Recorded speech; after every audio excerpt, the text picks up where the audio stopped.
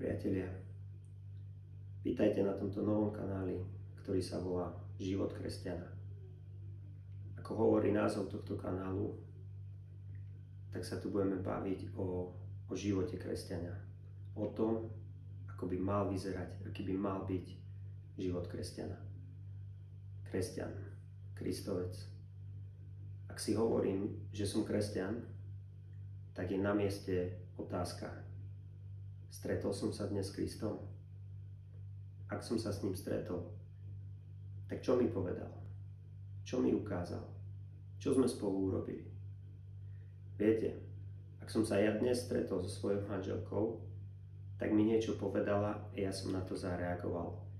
Ja som jej niečo hovoril, ona na to reagovala. Urobili sme spolu niečo, zažili sme spolu niečo.